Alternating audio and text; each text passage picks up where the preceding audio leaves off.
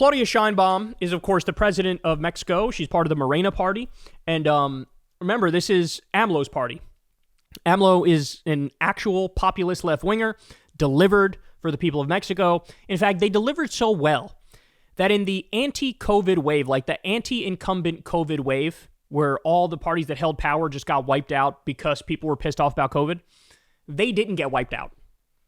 They had a mandate, bro. We just learned the other day she's doing, what is it? It's like free eyeglasses and dental care for students or something like that. Like, look, this is what happens when you have a government and a president that actually gives a shit about the people. They're beloved.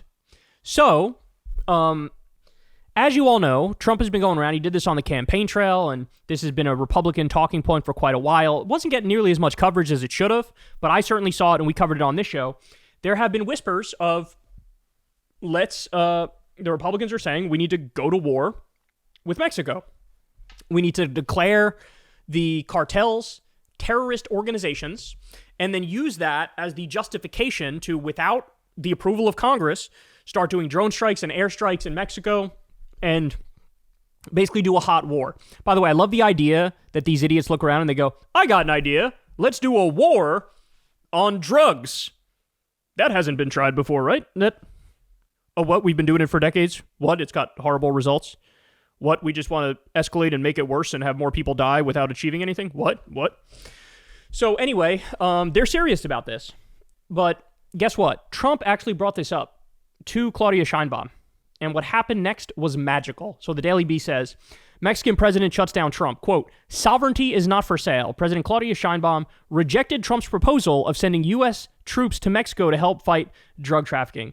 So here we go. This is from CNN. Mexican President Claudia Sheinbaum said Saturday that she had declined an offer by Trump to send U.S. troops to fight drug cartels on Mexican territory. During a public university inauguration in Texcoco, Sheinbaum confirmed a Wall Street Journal report that Trump had made the offer, saying it was mentioned during some of the calls the two have shared. So here we go. Quote, he said, how can we help you to fight against drug trafficking? I propose that the U.S. Army come in to help you. And you know what I told him? No, President Trump, the territory is inviolable. Sovereignty is inviolable. Sovereignty cannot be sold. Sovereignty is cherished and defended. It's not necessary. We can collaborate, we can work together, but you on your territory and we on ours. We can share information, but we will never accept the presence of the U.S. Army on our territory.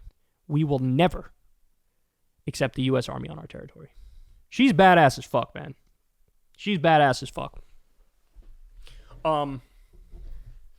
It's a scary moment for a lot of people, right? It's a scary moment.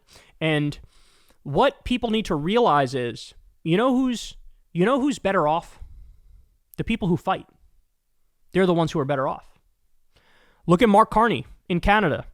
Mark Carney allegedly told Trump in a phone call with him, if you keep talking about invading Canada, if you keep talking about us being the 51st state, if you keep calling the Canadian Prime Minister governor, if you keep threatening our water rights, threaten to redraw the border, if you keep doing that, I will dump U.S. bonds, and that will make the dollar collapse.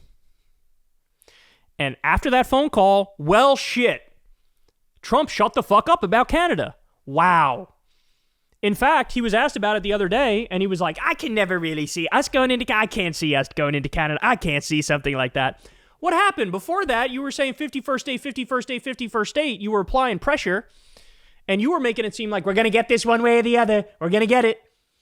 But when Mark Carney drew a hard line, allegedly, you go, okay, well, collapse dollar or invade Canada. I guess I don't want the dollar to collapse, so I'll wrap it up. Wow. And here's Claudia Sheinbaum saying to his face or on the phone to him, going, no, you're not sending the U.S. military here. Not a chance. I'd never allow it. Not a chance. Wow. And wow, would you look at that? Also, he largely has shut up about Canada and Mexico. So you punch the bully in the nose and the bully goes and runs away. Now, compare this to what happened with the universities. Some of the universities caved, so Trump went, oh, great, you gave me an inch, now I'm going to take a mile. Law firms, some of the law firms caved. He goes, oh, great, you gave me an inch, I'm going to take a mile. He started signing executive orders every day targeting law firms. He was targeting law firms through executive order, and then they would bend the knee. Well, again, what's the lesson, y'all? What's the lesson? The lesson has never been more clear. Do not back down. Fight back. Be aggressive. Use whatever leverage you have. And that's how you get away. So I love this. She really is a queen, this one. You know, I'm so jealous. I'm so jealous of our brothers and sisters to the south in Mexico that they actually have a government that looks out for their best interest. Whereas here in the U.S., we're run by a gaggle of robber barons and fascists and war criminals who have zero concern for anybody but themselves, and it's super clear. Hey, y'all, do me a favor and like and subscribe. It helps out big time in the algorithm. Click the bell as well for notifications when videos drop, and watch that video on screen right now. You know you want to.